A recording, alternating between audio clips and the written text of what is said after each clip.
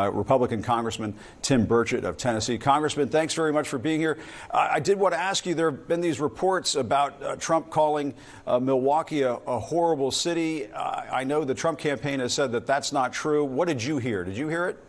Well, Jim, before I came on, I already called the burn unit, so I suspect one of us is going to it. But I heard what he said. He mentioned several other cities in that point, and that he was talking about the crime in those areas, such as, we've had something like 17 shootings in Memphis, Tennessee over the past week.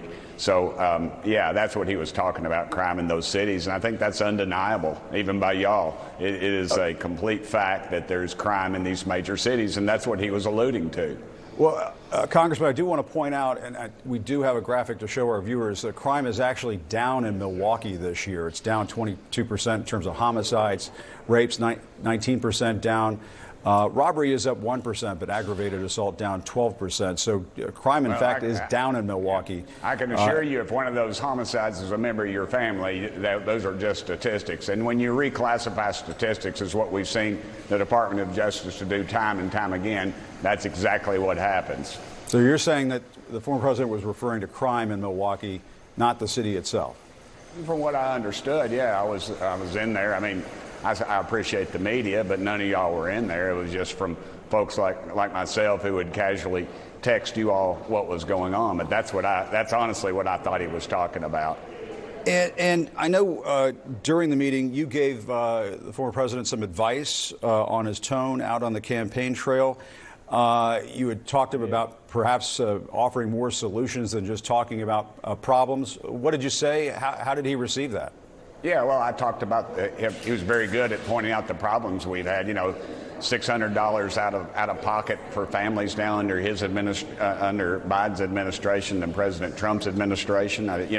He made a great comment about steel in China and how he had that working very well, and he talked about how there wouldn't be Russian ships down in Cuba with nuclear capabilities as they are right now, and nobody seems to be covering that. And that's a pretty dangerous situation, 90 miles off the coast of the United States of America. And I said to him, we've been covering it all this week.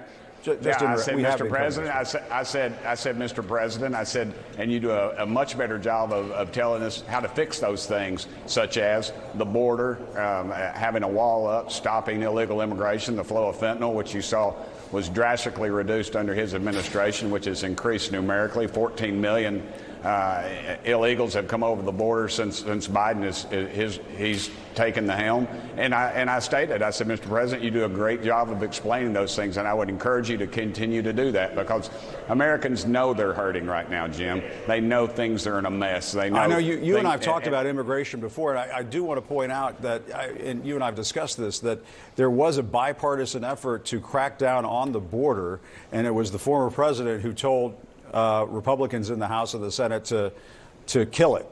Well, if you look back at the records, I had tweeted about that weeks before that, and I said this is a bad deal. That was a lawyer employment bill. All it said was when they get to the point of 5,000 people a day, Jim. Now, 4,999 illegals a day is but why okay, not do something if you have a bipartisan effort? It wasn't a bipartisan effort. Well, Jim, James Lankford, well. James Lankford, very conservative senator from Oklahoma, was a big part of that, as you recall. Yeah, and he's a good guy, but you know good and well it was catch and release. It was, and look what it would have done. It just employed more attorneys to allow illegals to get into the country. And you know good and well when they get a court date 2 years out, dadgummit, they're not coming back to court. Jim, come on. This thing was a disaster waiting to happen, and it was a terrible piece of legislation. It would not have done anything but hired more lawyers, and it would have just put it into law. Sure, that we're going to allow 5,000 illegals a day over the border. That's all that bill would have done. I did want to ask you about something. Did January 6th come up at the meeting? Did anybody bring that up? It might have while I was in the bathroom, but honestly, the way I get elected, as you know, I knock on doors. I don't come for money like a lot of my colleagues do on both sides of the aisle. Nobody challenged the former president on his actions before, during, and after January 6th? Absolutely not. And a lot of people are concerned of the fact that innocent people, there's constituents of mine who came up and left before all the nonsense happened, and the FBI even went to their houses in Knoxville, Tennessee, to ask them what they were doing.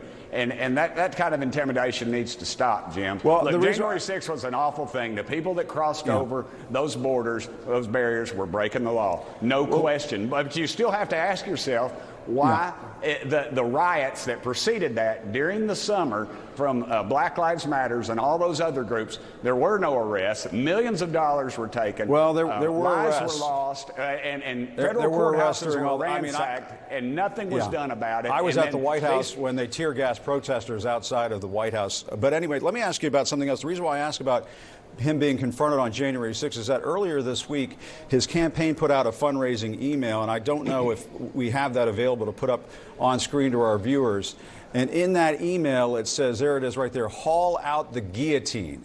Now, I know you were saying just a few moments ago it was an awful day, what took place on January 6th. Shouldn't the Trump campaign avoid putting out emails that say things like haul out the guillotine? After all, there were people trying to hang Mike Pence. They were chanting hang Mike Pence on January 6th. Shouldn't they knock that off? Absolutely. I don't go for that stuff. You know I don't do that kind of garbage. You have these people, they just going to push buttons, and that's how they raise money. It's clickbait. They're not going to, they get a cut off everything that's done, and they want to appeal to the lowest common denominator, and that is the lowest common denominator. I don't stand for that garbage. You know that. So, I know that. So that's why I'm wondering, why aren't more members of your party saying to the former president, you really should cut this stuff out? Ratcheting up the violent rhetoric out on the campaign trail, doing it in campaign emails. There are some other emails from the campaign earlier this week, and put those up on screen as well. They continue to do this over and over again. And I'm just wondering, where does it all lead?